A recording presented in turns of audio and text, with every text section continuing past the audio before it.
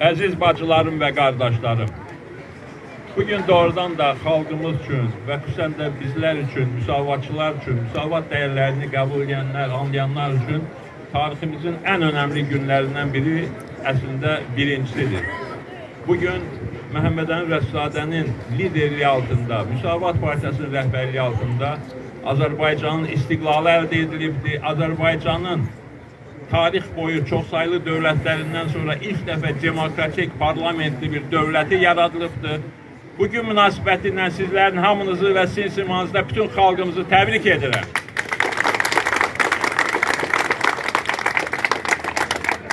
Biz bu tədbiri adətən Novxanı kəndində qeyd edirik.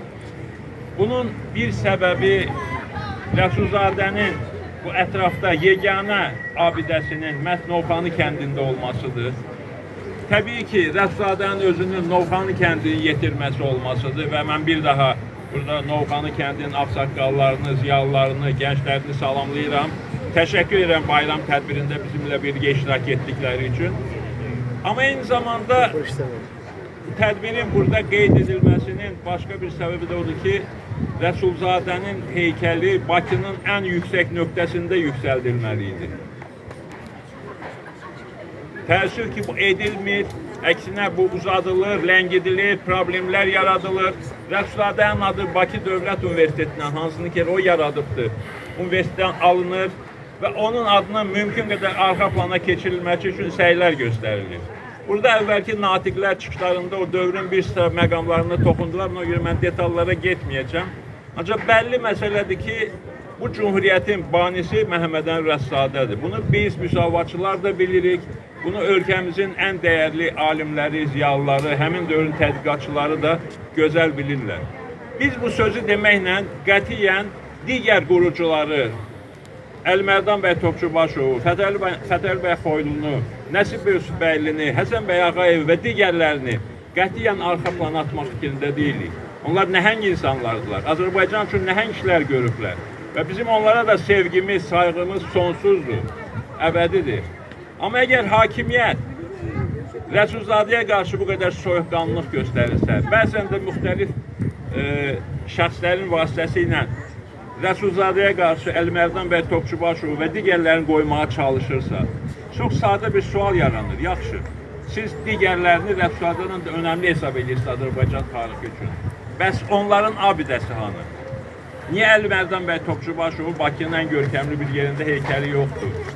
Niyə Fətəli bəy Xoylunun heykəli yoxdur? Təsəvvür edirsiniz, Bakıda sayısı hesabsız abidələr var. Məsəl üçün, elə biri Ayna Sultanovun abidəsi. Təsəvvür edirsiniz, Bolşevik hakimiyyətinin təbliğatçılarından birinin abidəsi qalır, amma Rəsulzadənin, Topçubaşovun, Xoylunun və digər böyük şəxsiyyətlərin, Cumhuriyyəti quran şəxslərin heykəllərindən əsər əlamət yoxdur. Məhəmməd Əmin Rəsulzadə və onun silahdaşları Azərbaycan Cumhuriyyətini yaratmaqla, parlamenti dövlət qurmaqla, Müsavat Partiyasını yaratmaqla, bizim üç rəngli bayrağımızı yaratmaqla, bizim müqəddəs himnimizi yaratmaqla, bizim gerbimizi qəbul etməklə Azərbaycana dəhşətli dərəcədə böyük, nəhəng bir xidmət göstərirlər. O xidmətin nəticəsidir ki, Azərbaycan xalqı bütün dünyada sayılan, seçilən, hörmət edilən xalqlardan biridir. Biz hər zaman haqlı olaraq deyirik ki, Azərbaycan Demokratik Cumhuriyyəti şərqdə ilk demokratik dövlətdir. Amma dünyada da demokratik dövlətlərin sayı elə də çox deyildir. Yəni, 1914-cü ildə Birinci Dünya Savaşı başlayanda dünyada 10-15 dənə demokratik sayılan dövlət var idi, ya da yox idi. 2018-ci ildə Birinci Dünya Savaşı bitəndən sonra Azərbaycan da daxil bir neçə dövlətin yaranması ilə demokratik dövlətlərin sayı 29-a çatıb dünyada. Təsəvvür edirsinizmi? Dünyada 5000 dil var. Bu 5000 xalq deməkdir. Və bu 5000 xalqın içindən yalnız 200-ə yaxınının dövləti var və bu 200-ə yaxın dövlətdən də biri 1918-ci ildə demokratik bir dövlət olaraq qurulubdur. Və yeri gəlmişkən, Rusiya bolşevikləri 1920-ci ilin aprelin 27-sində Azərbaycanı işğal etdilər və zaman deyilir ki, Azərbaycan Cumhuriyyəti, Rəsulzadənin qurduğu Cumhuriyyət cəmisi 2 ildən biraz az müddətdə yaşaya bildi. Amma Rusların öz dövləti nə qədər yaşayıb ki? Ruslar da 1917-ci ilin fevralındakı inqilabdan sonra demokratik bir dövlət qurmağa çalışmışdılar. Onların o demokratik dövləti heç bir il də çəkmədi, 10 ay da çəkmədi. 1917-ci ilin oktyabrında Bolşeviklər öz ölkələrində də hakimiyyət ələ keçirərək öz xalqlarının da inkişafının qabağını aldılar. Necə ki, Azərbaycan xalqının, digər xalqların inkişafının qabağını alırdılar, öz xalqlarının da qarşısını aldılar. Və buna görə də Rəsulzadəyə münasibət sadəcə bugünkü hakimiyyətin müsavata qarşı, Rəsulzadəyə qarşı, Cumhuriyyət quranlara qarşı qısqanclığı deyil. Bu həm də siyasi, ideoloji bir fərqdir. Bu, Rəsulzadə başda olmaqla Cumhuriyyət quranların demokratik xətti ilə, demokratik dəyərləri ilə sonraki hakimiyyətlərin və indiki hakimiyyətin avtoritarizmə, totalitarizmə, diktaturaya meyli ilə müqayisə olunan bir məsələdir. Bu, Rəsulzadə və onun silahdaşlarının Azərbaycanın Türkiyə ilə və Avropa ölkələri ilə ittifaqını istəyən bir fikirlə yanaşı, indiki hakimiyyətin hər addım başı Bakıda, Azərbaycanda Rus məktəblərinin, Rus dilli məktəblərin sayı ilə fəxr edən hakimiyyətlə müqayisə edilməlidir. Bu, ciddi ideoloji, siyasi, mədəni fərqlərdir və bu məsələ özü göstərir ki, indiki hakimiyyətin Rəsulzadəyə, onun silahdaşlarına, Müsavat Partiyasına, bizlərə qarşı, Azərbaycanda haqq ədalət uğruna mübarizə aparan insanlara qarşı münasibəti təkcə qısqanclıq deyil, həm də siyasi, ideoloji fərqlərlə bağlıdır. Biz haqlı olaraq Cumhuriyyətimizlə fəxr edirik, parlament dövlətimizlə fəxr edirik. 18-ci ildə qurulmuş bu möhtəşəm dövlətlə fəxr edirik. Və hakimiyyət özü də bu Cumhuriyyəti sevməsə də, Cumhuriyyətin dəyərlərindən faydalanmağı sevirlər. Tez-tez təkrar edirlər, orada-burada. Onlar da deyirlər ki, şərtli Cumhuriyyəti biz qurmuşuq, qadınlara azadlıq, qadınlara parlamentdə seçki hüququnu biz vermişik. Bunu deyirlər. Yəni, ürəkdən olmasa da özləri də bundan faydalanırlar. Amma bu hakimiyyət bir şeyi də anlamaq istəmir ki, Cumhuriyyət, istiqlal təkcə qürur üçün, təkcə fəxr etmək üçün əldə olunmur. İstiqlal xalqın xoşbəxtliyi üçündür. Məhəmməd Əmin Rəsulzadənin möhtəşəm fikirlərindən biri belədir ki, Azərbaycana müstəqilliyini yaşadacaq və Azərbaycan türkünü, Azərbaycan vətəndaşını xoşbəxt edəcək. Firqənin adı müsavat olmaya bilər, ancaq həmin firqənin mahiyyəti müsavatçılıq olmalıdır. Yəni, bu o deməkdir ki, bütövlükdə istiqlalın, azadlığın, cumhuriyyətin məqsədi, hədəfi Azərbaycan xalqının, Azərbaycan vətəndaşının xoşbəxtliyidir. Bu xoşbəxtlik istiqamətində indiki hakimiyyətin hansı uğuru var, hansı addımı var? Ölkədəki problemlərdən danışmağa başlasaq, saatlarla söhbət davam edəcək. Ölkə bərbad vəziyyətdədir. İnsanların həyat səviyyəsi çox aşağıdır. Yaşamaq gündən günə, ildən ilə çətinləşir.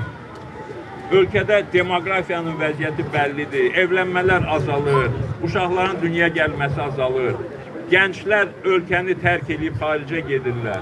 Gedib fəhlə kimi işləyən də var, ziyalı kimi çalışan da var, alim kimi çalışan da var. Bu saatı ölkəni ən çox tərk edən peşə sahiblərindən biri həkimlərdir. Təsəvvür edirsinizmi? Azərbaycanda yetişən həkimlər xaricdə işləməyə çalışır. Eləcə də başqa ixtisas sahibləri, gənclər, kompüter ustaları, proqramçılar və s. və s. Məhəmməd Əmin Rəsulzadə deyirdi ki, gənclik bir millətin ümid çırağıdır. Və indiki hakimiyyət xalqa bütövlükdə və gənclərə bu şərait yaratmaqla faktiki olaraq xalqımızın ümid çırağını söndürməyə çalışır. Gələcəyini zədələyir. Eyni sözləri qadın azadlıqları ilə bağlı da demək olar. Məhəmməd Əmin Rəsulzadənin məşhur bir sözü var idi ki, qadını azad olmayan millətin özü də azad ola bilməz. Bugün isə Azərbaycanda elə bir şərait yaradılıb ki, bəziləri qadınları yenidən də mətbəx səviyyəsinə, ailə çərçivəsinə geri göndərmək istəyirlər. Halbuki qadın azadlığın rəmzidir. Qadının azadlığı millətin azadlığı deməkdir. Qadınlarımız ictimai siyasi sahələrdə, iqtisadi sahələrdə, mədəniyyət sahəsində, bütün sahələrdə öndə olmalıdır. Millətin gücü qadınların fəallığındadır. Ona göre de Müsavat Partisi olarak biz bütün bu istiqamətlere her zaman dikkat vermişik ve dikkat vermekte devam edeceğiz. Gençlerimizin irəli çıxmasına, qadınlarımızın fəallaşmasına əlimizdən gələn bütün dəstəyi vermişik və bu dəstəyi göstərməkdə davam edəcəyik. Eyni zamanda bunun ölkə miqyaslı olmasını istəyirik və tələblərimizi edirik və edəcəyik. Bugün Azərbaycanımız çox mürəkkəb bir dövrdə mövcuddur. Dünya çox qəlizləşibdir. Dünyada müharibələr davam edir və işin tərsliyindən o müharibələrin ən qanlı variantları Azərbaycanın böyründədir. Azərbaycandan şimalda da, Azərbaycandan cənubda da qanlı müharibələr davam edir. Bölgə bütövlükdə qana bürünübdür. Bugün dünya dövlətləri arasında beynəlxalq hüquqa, haqqa, ədalətə tərəf çıxmaq əvəzinə maraqlara əsaslanan, şəxsi maraqlara, qrup maraqlarına əsaslanan siyasət önə çıxmağa başlayıbdır. Belə bir mürəkkəb dönəmdə millətin gücü üçün, ölkənin sağlamlığı, qorunması üçün və inkişafı üçün milli birliyə həddən artıq böyük ehtiyac var. Biz obyektiv insanlar kimi qeyd edirik ki, 2020-ci ildə torpaqlarımızın işğaldan azad edildiyi 44 günlük müharibə dövründə Azərbaycanda hər halda milli birlik, həmrəylik istiqamətində müəyyən addımlar atılmışdı. O millət, ilk növbədə millət özü o həmrəyliyi təmin eləmişdir. Və indiki hakimiyyət də dərk eləməlidir ki, milli birliği olmadan, həmrəylik olmadan, insanların haqqı, ədaləti qorunmadan ölkənin problemlərini həll etmək mümkün olmayacaq. Nə bütövlükdə Azərbaycanımızın, nə də Azərbaycanda hər hansı bir siyasi qüvvənin, hətta hakimiyyətin özünün də gələcəyini yalanın üzərində, zorakılığın üzərində, oğurluğun üzərində, korrupsiyanın üzərində qurmaq olmaz. Yalnız azadlıqlar, ictimai, siyasi və iqtisadi azadlıqlar, haqq, ədalət, gerçək seçkilər, azad mətbuat, bu azadlıqlar xalqın gücünün ortaya çıxmasına imkan verəcək və ölkəmizin güclənməsinə, inkişafına, yenə də dünyanın ən hörmətli dövlətlərindən biri kimi yoluna davam etməsinə şərait yarada biləcək. Ona görə də biz Müsavat Partisi olaraq ziyalılarımıza, gənclərimizə, qadınlara arxalanaraq mübarizəmizi davam etdiririk.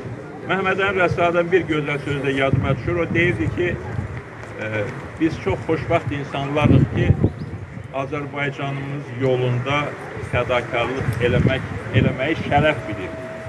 Yəni biz müsavatçılar xalqımıza, millətimizə xidmət eləməyi şərəf bilirik. Və bu şərəf yolunu biz sizlərlə bir yerdə və sizin simanızda xalqımızın böyük əksəriyyətinə bir yerdə davam eləyəcəyik. Və mən əminəm ki, gerçək uğurlara, qələbələrə də bir yerdə nail olacağıq. Bu yolda sizlərə uğurlar, qələbələr arzulayıram. Həm Cumhuriyet gününüz, İstiqlal gününüz, həm də Qurban Bayramınız mübarək olsun. İş elə gətirib ki, bu il Oruçluq bayramı gəldi, Novruz bayramının eyni günə 20 Mart'a təsadüf etdi.